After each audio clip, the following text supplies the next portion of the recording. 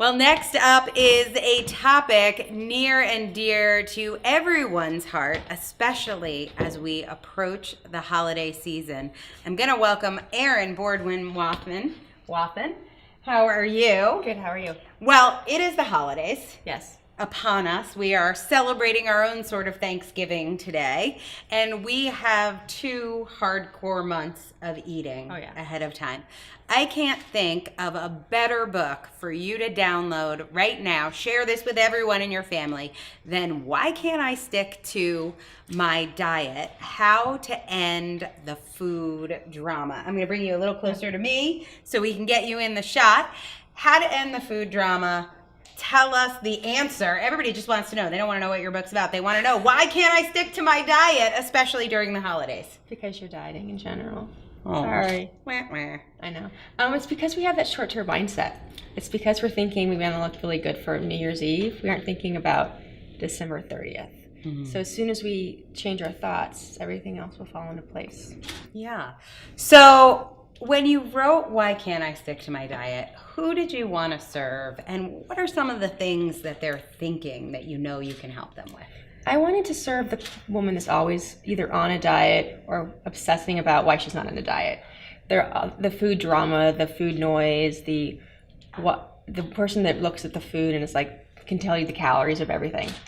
You know that person. Or the points. The points, the calories, that has 3 pairs of the same pair of jeans in their closet. Right? So I wrote it for her because I was her for so long, and it's exhausting and it's tiring and it just really gets to you.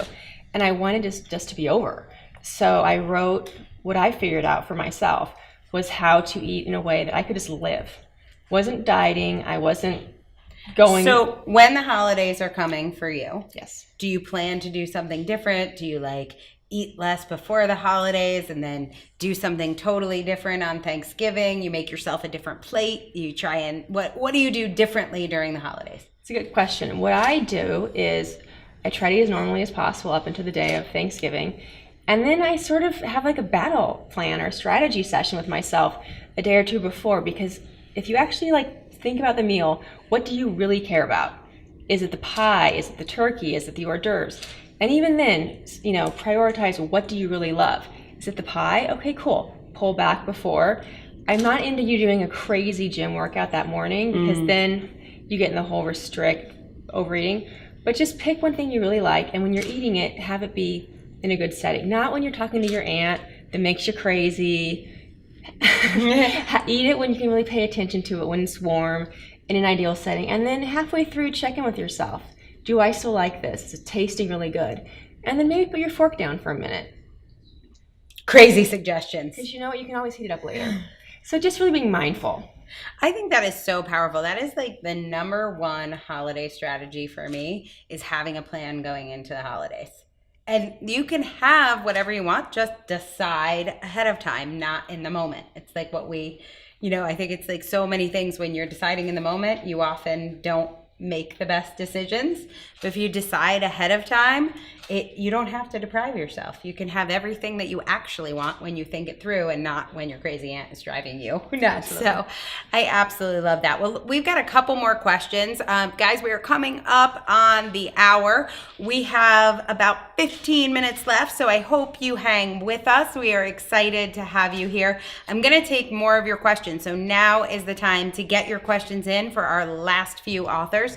Let's talk about, Diane. Diane says, does a book help you get business from people who read it? Yes, because people are curious. They want to know more from you. They want to know a little more about you. And also, I do have clients. I do have coaching clients already. So to have this way of getting my message out, it will help people, just regular old people, but also people that want to work with me one-on-one and have that relationship. It does reinforce. My favorite answer to this question, Diane, is always with weight loss books, because this is what I say. You should get Erin's book, for sure. The link is on the screen. Get it right now. You should read it. And even if you take a week to read it, which would be reading it really slowly, if you have 10 pounds to lose, you are not going to lose 10 pounds this week while you read it. So you will hear some amazing ideas. You might even implement a couple. But your clients are the one who read that book. They're like, wow, you know how I could really lose those 10 pounds is I could work with Erin. Because the thing is you could lose the 10 pounds a lot of different ways, but are you going to maintain the 10-pound loss? That's where I come into place, because I want you to keep it off and move on with your life. That's a whole different mindset. I think and that's so where powerful. that's why I really needed to write the book, because I needed to fix it for myself.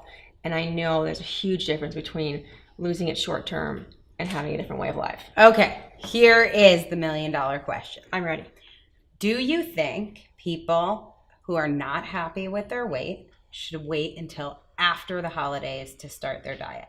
And if so, why or why not? Well, there's an interesting theory on that, because there's the very, psychologically, there's like a Last Supper concept where people are like, you know what, I have until January 1st. January 1st. January 3rd. But the next thing you know, you're kicking the can down the road. Then there's the Super Bowl. Yeah. There's always Valentine's Day. Then there's Easter. That is a good point. St. Patrick's Day. And whatever. So there's always a reason, but when you actually look at the holidays, and I have strategically gotten out a calendar, there's not that many events, but the holidays can be a mindset, and that mindset can be very dangerous.